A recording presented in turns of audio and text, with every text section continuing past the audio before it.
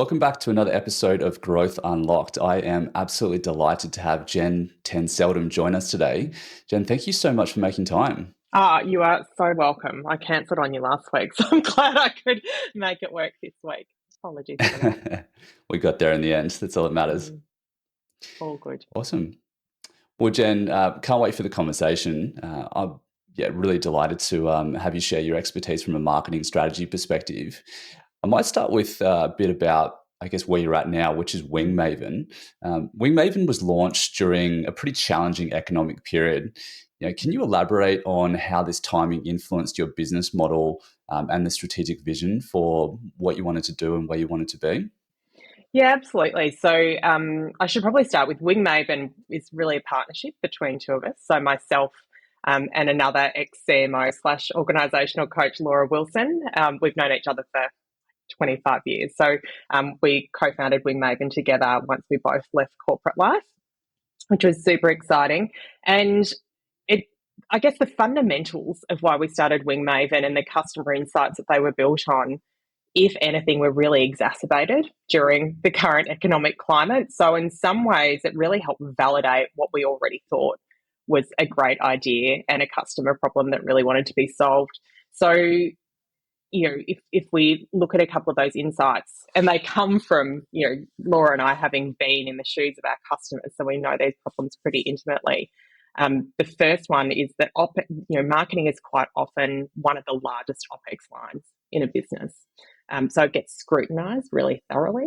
People quite often don't understand what the return is, why we're investing this way, what we should expect to get out of it. And that becomes even more acute when the going gets tough. So when the revenue starts to get really squeezed, everyone's looking at costs and all eyes turn to marketing. So if you're in that position as a marketing leader and you're really getting asked all these really difficult questions about why you're spending the way you are and you're being asked to justify your existence, sometimes it's quite hard to look at that objectively and be able to kind of validate what you're doing with confidence or find another way to do things with less. So we've really found that there's been a lot of demand to have Laura and I come in and sit alongside the head of marketing or the CMO or the person running the business to help them figure out actually what they should be doing with their marketing and their spend right now.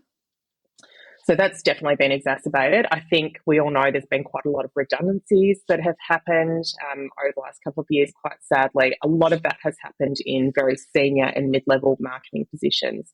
So what that means is if you're sitting there as a CMO, suddenly you look around and a lot of your trusted bench is gone. So it's not just their specializations that suddenly you've got a gap in, it's also just this group of people you would have typically gone to bounce things around with. And suddenly, who's that person going to be? So there's a loneliness that you can sometimes experience heading up marketing where, you sit at a table of leaders and everyone thinks they can do your job. Typically, no one thinks they can ever do the CFO's job. Everyone thinks they can do the CMO's job. But, there's all these eyes on you. It's a very lonely position. You can be quite isolated and you've lost your bench. So who are you going to bring in who really understands what you've been through and can help give you that trusted counsel and be your person? That's kind of where we can service, and we've seen a lot of demand for that. And then I think the third thing is that there's some really smart businesses out there that still have really lofty growth ambitions and they're thinking about the long term and they've reset their business strategy and their business priorities in line with that ambition, but they potentially don't have a really senior marketing person in there to help them figure out how to get marketing match fit in order to be able to deliver to that ambition. So either they're like, do we have the right strategy? Is our brand positioned correctly? Do we have the right value proposition? How should we go to market? Or actually, what kind of marketing team do I need now? Because that really changes depending on what the business needs marketing to do. So we've had a lot of demand from business leaders to come in and be able to give them that kind of on-demand CMO expertise and get them really kicked off in the right direction to support new business strategy. That's awesome. I love it.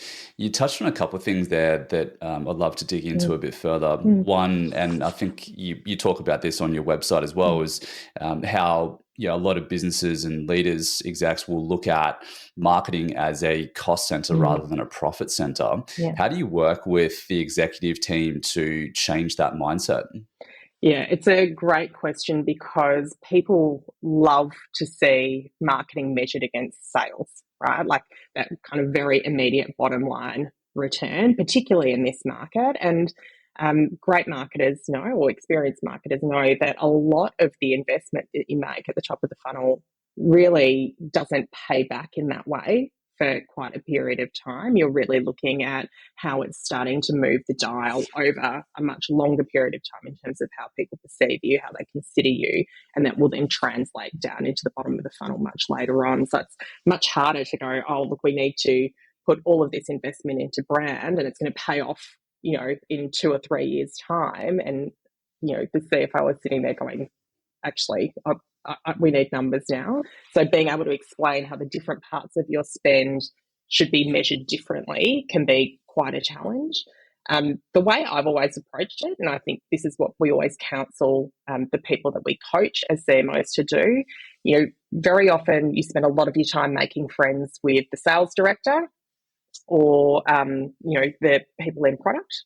And that makes a lot of sense, right? Like you're very focused on go to market. I always think you should put as much time into your relationships with the CFO so that they understand the way that marketing works at a very high level. I used to take our CFO out to lunch and he would explain the finer points of our commercials to me in return for me explaining to him how we think about media investment and how it's measured. So you've already got an advocate in the room when it comes to how you view marketing spend and marketing return. And then the other person at the leadership table I think you should spend a lot of time with is whoever is heading up strategy, because they're thinking long term about where the business needs to go. And then between the two of you, you can really construct the rationale for why marketing needs to invest in all of the aspects of marketing like brand that really play to how you deliver on strategy in the longer term. So I think, I've just gone and rattled off and I've lost sight of the question. But I think when it comes to marketing being perceived as a driver of growth rather than just this cost center, there are a couple of things people need to think about. Yeah, I love that point you touched on in terms of really aligning with the CFO, because at the end of the day, they are very numbers focused, and I think almost sometimes a bit too much. So getting them to kind of understand that this investment now may not necessarily show you the numbers over the next 1-2 years, but as long as you understand where we're moving and the why behind it and the strategy, then it's much easier for them to get on board. That's exactly right. Like I think you need advocates. Marketing needs advocacy from everybody at that leadership table, not just the people in the go-to-market space. Yeah. I have so much respect for marketers in the sense that they are often the unsung hero. Usually it's the sales team that are closing the deals, bringing in revenue that, really are hailed as the heroes in the business, when in reality, like it's a joint effort. But I think though, even if you take it a step back, I mean, in my days at HubSpot, we had a pretty solid inbound demand engine, and a lot of that stuff wouldn't have been possible if it wouldn't have been for the work that the marketing and the product team hadn't been doing for years and years leading up to that. I mean, it took 10 years at least to build such a strong demand engine. And I find that when I speak to marketers, often they are frustrated because the value of their work gets scrutinized, and it is difficult for them to prove the value of what they're doing as well. Yeah, I think that's a really common frustration, and it's something that we really take a lot of pride in helping marketers with Wingmaven, is being able to articulate the value of what they do to non-marketers. So much of it is about connecting what we do day to day to what the rest of the business is trying to achieve and being able to connect the dots between the two things. And it's almost like a bit of like I don't know, what's the word? It's a bit of an ironic curse sometimes with marketers, that we're very good at thinking about how we communicate to customers. And we have really strong strategic tool sets that we use to really identify the audience we're speaking to and think about how we get the message that we want to get across. And we don't apply that internally. So we actually have all the tools and tricks to be able to explain ourselves better to the business, and we don't use them. So a lot of what we do actually is really highlighting that to the people that we coach and saying, actually, you know how to do this. Like, take that campaigning approach internally to really explain the value of what you deliver to the business. Mm, that's great. Thank you. Mm. You touched on the concept of marketing match fit before, which Mm. would be great to expand on. Mm. So, how do you balance the long term strategic goals and the immediate tactical needs of your Mm. clients? Yeah, it's a great question. I think we're very, very clear on what our swim lanes are. Laura and I are very much focused on what we call the enduring fundamentals of marketing. So your marketing strategy, whether that's your brand strategy, your customer value proposition, or your go-to-market strategy, and people. So your org design, your ways of working, your operating model, coaching and capability, L&D, bringing leadership teams together to lead marketing and other parts of the business really well. And all of those are very much investments in the long term. You do get some immediate benefit from it, but it's really about how do you build the bones that are going to allow you to run faster over time. But we get that there's fires that need to be put out immediately. We get a lot of requests to come in and kind of review digital marketing in particular, performance marketing, and we really want to be able to help. We want to be able to put great people in front of them that we would trust to do that work for us. So one of the benefits of Laura and I having been around for a really long time in the market is that we've worked firsthand with a lot of great practitioners that have then gone on to start their own boutique consultancies in this space. So we'll quite often introduce these specialists underneath our banner that can do some of that firefighting and some of the more immediate term go-to-market work. And then it buys us the space to go back and do the strategic work that will ultimately make everything more efficient in execution in the long term. Okay.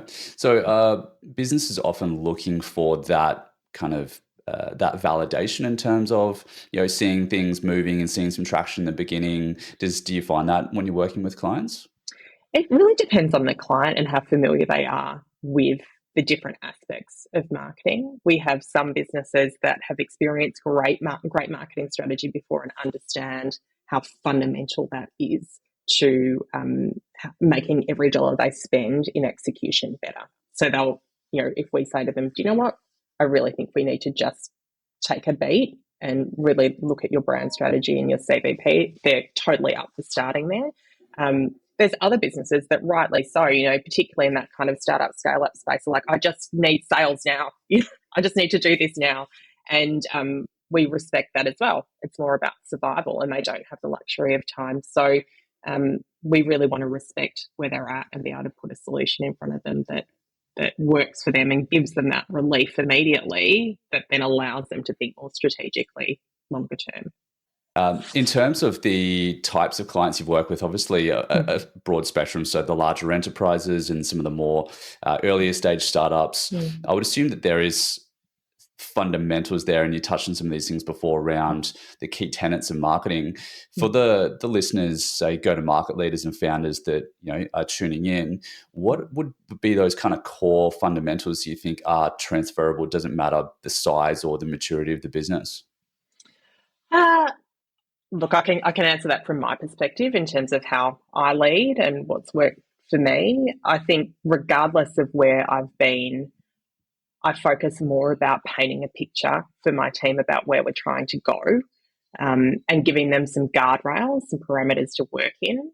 So some strategic choices that we're making about the way in which we're going to get there, and then giving them freedom to run within that. So that real freedom within a framework approach, but it always starts with where are we trying to get to and why is it important that we get there from the customer's perspective and from the business's perspective, and using storytelling to really engage them in that purpose and that mission and build a bit of a North Star. And I think that holds true wherever you are. It's sometimes easier in startup and kind of scale up tech because a lot of those businesses are built very strongly on purpose. So you've got something very clear that everyone's already drunk the Kool-Aid on to anchor that vision to. Sometimes in established corporates that have been around for hundreds of years, they've almost kind of lost sight of purpose in what they're doing. So as a leader, you need to find something else to anchor to that's as engaging for them, to help keep them all marching in the same direction. Because at the end of the day, you need your team to be really aligned, really engaged, and you need to be super clear on the priorities we don't have endless time, we don't have endless budget and resource. So if you can get all of those things right and give people that kind of freedom within a framework to play, typically that's always worked really well for me. It gives your team, a good level of autonomy without everybody running wildly in different directions and, wasting energy. I love that. It's how'd you describe it? Freedom within a framework? Yeah, freedom in a framework. Yeah, I You love got it. to have a little bit of wriggle room to experiment and do things your own way, but you need to know what you're doing that in the pursuit of. Definitely. You spoke before around the importance of these guardrails. What would be some examples of some typical guardrails that you might kind of recommend that a business would put into place? It depends on the business strategy, and it does all come back to business strategy.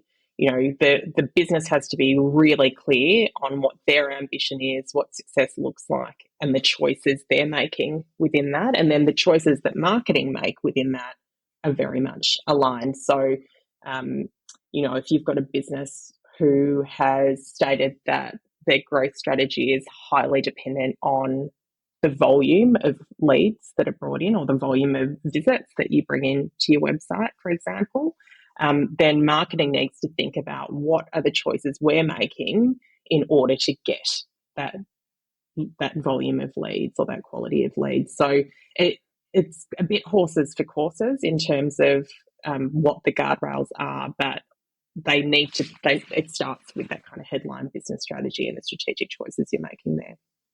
Totally.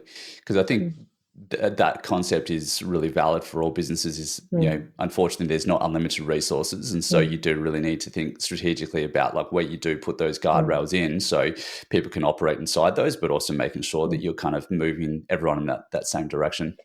Yeah, and I think expressing them as choices is really important in strategy. It's something that, again, has always worked really well for me. We're going to approach it this way, and we are absolutely not going to approach it this way.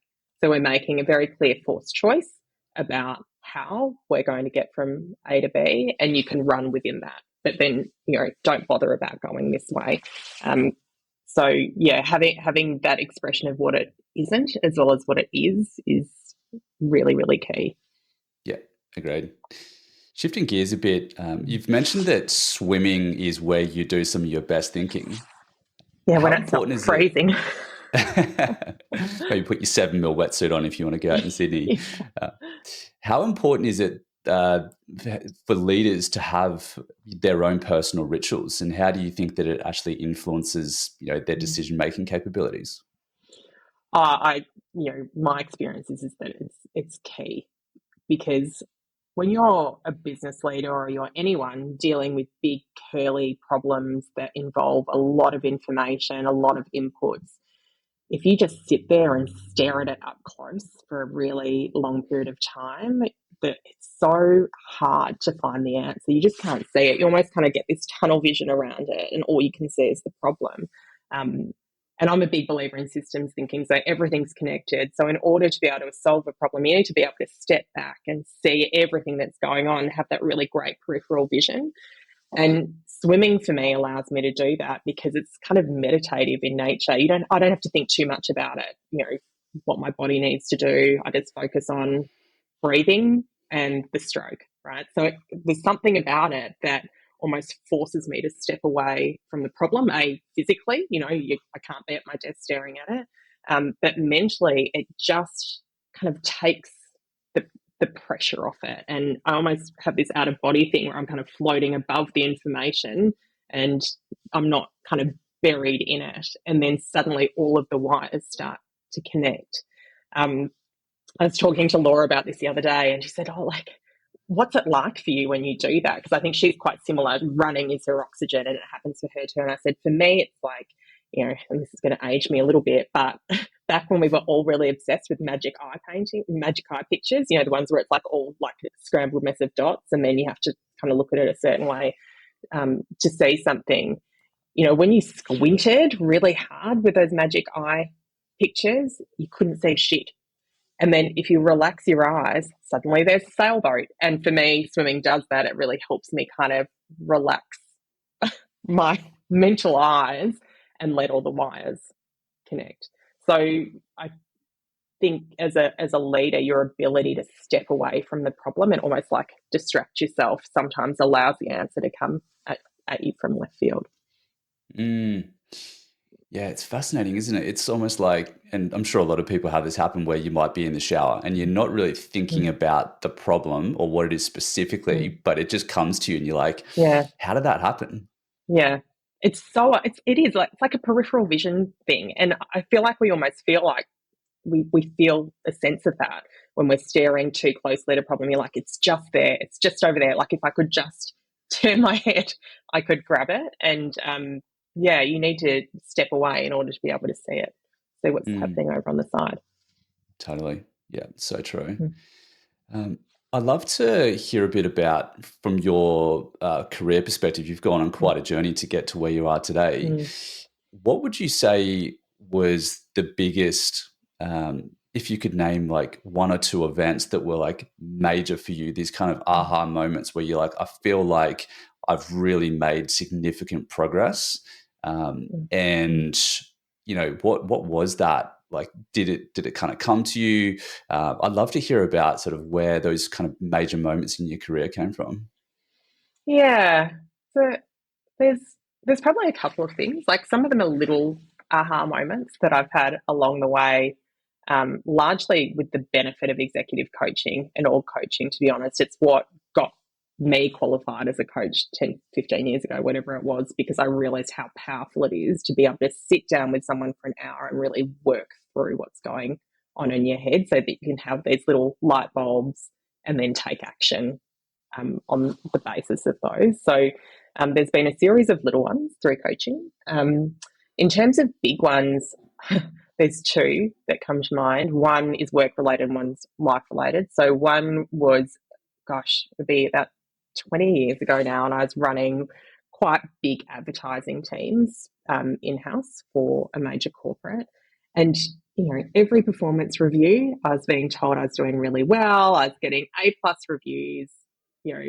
On the surface, everything was great. And on the inside, I was so miserable and anxious and like I was wound up so tight, like a spring. And I remember sitting down with my leader, who I have the greatest respect for. He's still a very, very dear friend of mine. And we did my performance review, and he's like, it's great. Like, you must be really happy. And I just started bawling. I was like, I'm so miserable. And he's like, what's going on with you? And I said, I hate doing this. I hate that there's daily deadlines and it's so detailed, and it's not the way that I like to operate. I like to think long term, and I like to have space to think very deeply about things. And I just feel like this role requires me to just be making minute by minute tactical decisions. And it's just not for me. He said, you know what, we need to send you to someone to help out figure out what you do want then. And that was when I got my first exec coach, thankfully. And what that really made me realize is that you can be like smashing it, right, in terms of performance, but achievement and fulfillment are not the same thing.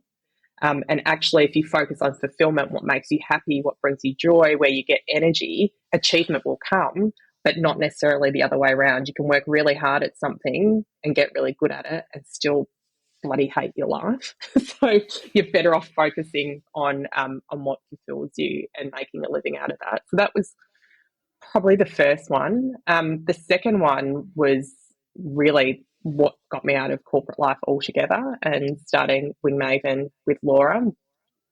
And that was, I sometimes I say I think I flew too close to the sun. I always had aspirations of being a global EGM, and I got there, and the company was great, the role was great, but you spend a lot of time in meetings, like a lot. Like my entire diary was scheduled in advance of me, 3-4 hour long LT meetings, steering committees, X forum, Y forum, and I would be sitting there thinking, is this really my life? Like it was very much a kind of a remote first environment. So I was sitting in this room at this laptop day in, day out in these really long meetings, and probably about 5% of any of those meetings was actually genuinely valuable.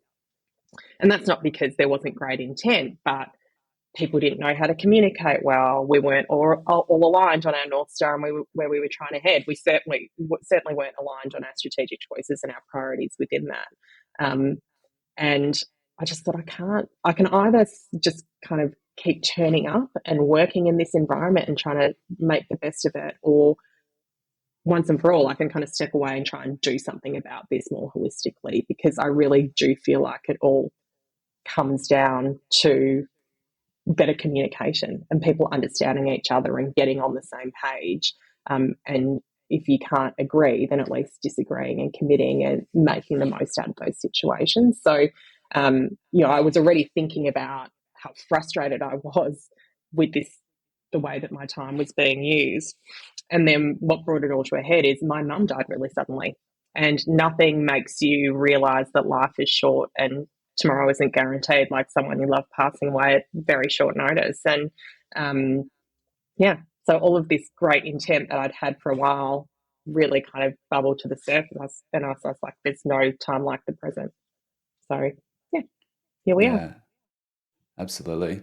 Mm. Yeah, it is sometimes those really major Mm. events that happen in life that really make you, stop and slow down, actually take a deep look inwards and Mm. say, what do I actually want to be doing with my life? What gives me the most Mm. satisfaction? And I think that fulfillment piece is Mm. really such a great point you made before around like performance doesn't always equal fulfillment, right? And so Mm. I'd say there's probably a lot of leaders and people that are in that situation. So, you know, Yeah. it's great advice that you've given there. Yeah, we see it all the time. So Laura and I do one-on-one coaching as well as group coaching, and so often what we find with people that are really struggling when they come to us with one-on-one coaching is their high performance, right? That's why the business is willing to invest in coaching. But sometimes they're just in the wrong gig. They're halfway up a ladder they don't want to climb and they don't know how to get out of it.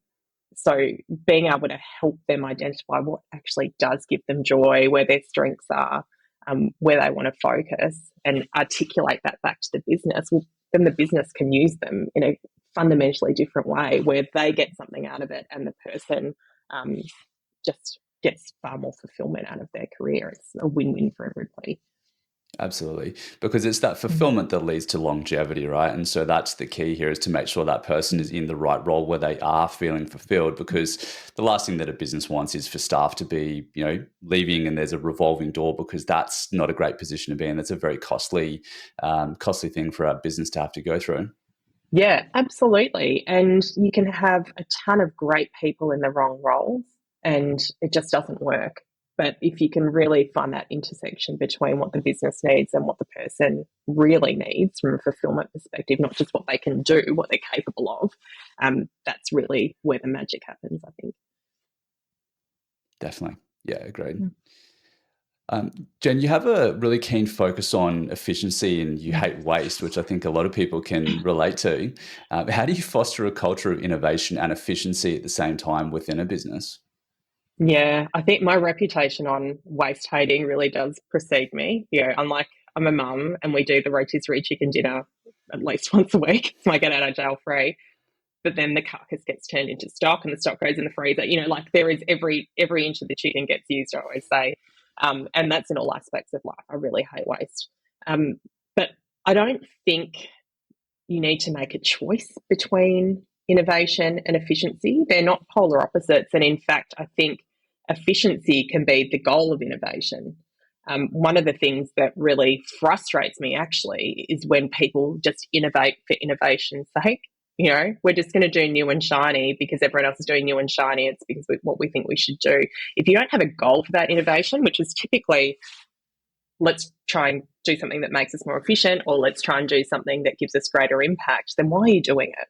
So there's a lot of great innovation that happens in the pursuit of making things more efficient. Mm. Yeah, it's a really, really good point in terms of thinking about, the innovation can actually be efficiency itself. And Yeah. a lot of people kind of just they chase the shiny new object. Especially with technology and AI evolving so quickly, Oh, yeah. there's this temptation just to chase the latest shiny new object, and there's a new channel that opens up. And so that is definitely a problem for a lot of businesses that I speak to as well.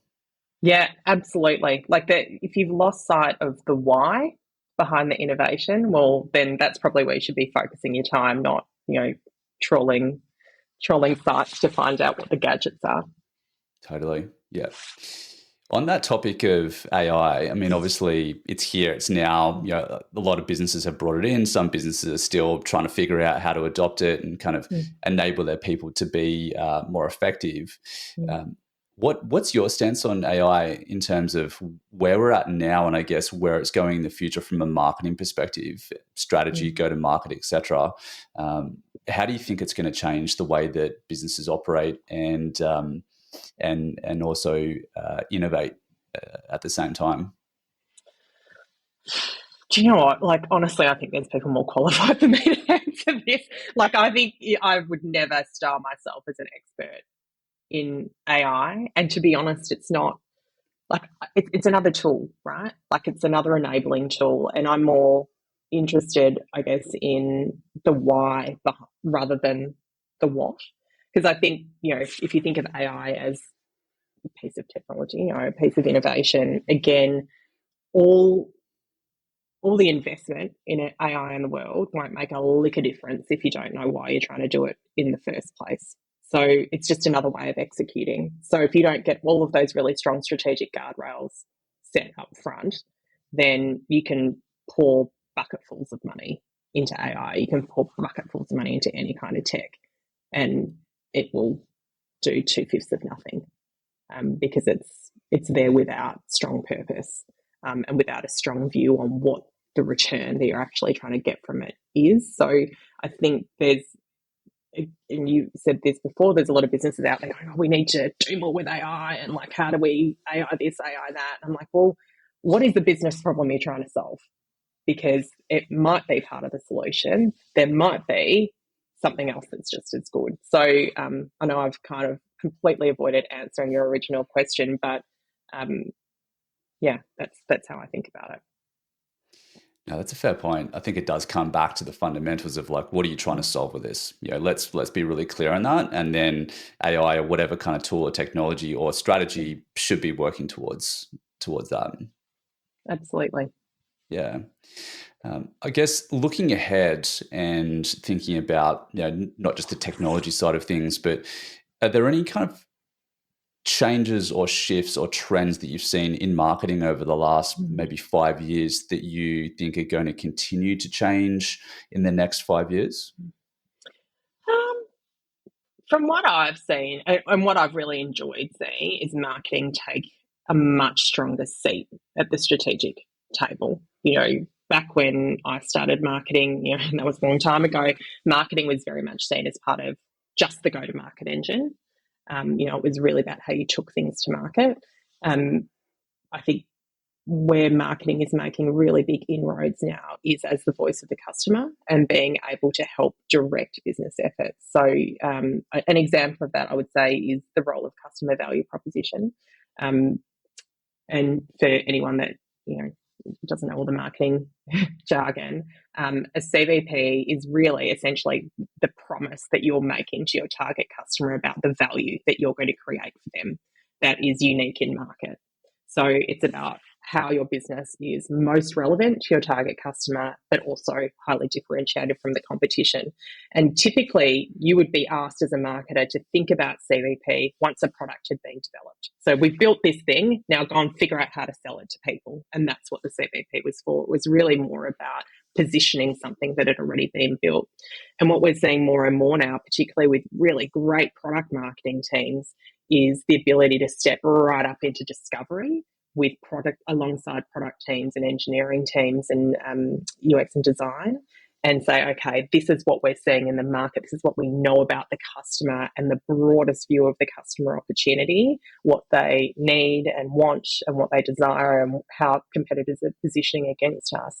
And we can think about customer value propositions much more as a North Star for the business overall, not just a way to talk about what we're doing today. So it really helps set that light on the hill for that value that everyone in the business should be trying to create, not just using CVP as a communication tool. And that's so pleasing to see, because you can't lipstick a pig. So if what's being handed to you at the go-to-market stage has no bearing on what the customer wants, or is exactly like the competition, well, you're behind the eight ball already. So being able to move much further up in that strategic process is a really pleasing development for marketing, I think. Yeah, I love it. I was going to ask you, I usually end these shows with a question around what's one piece of actionable advice you could give to a business leader or founder that they can implement in their business straight away. And I think you might have already touched on something there. Is there anything else you might add, or should we wrap it up there? What one piece of advice? I think it's really about the value of different perspectives. It's what our whole business is built on. It's not that we know necessarily any better than another CMO. It's definitely not that we know more than the business leader, but we know different, right? And two heads are always better than one. So as a leader, if you're sitting there just trying to solve a problem within your own business or do it on your own, you're far less likely to get a great outcome than if you solicit informed perspectives from other people.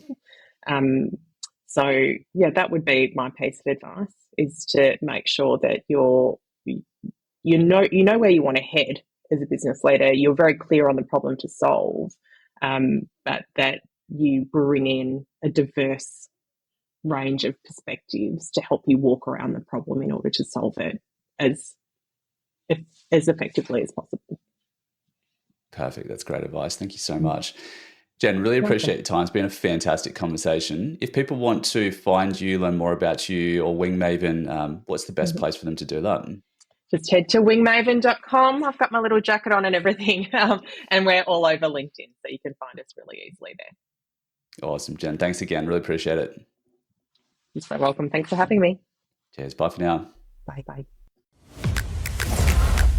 Thanks for listening to this episode of Growth Unlocked Beyond Scale.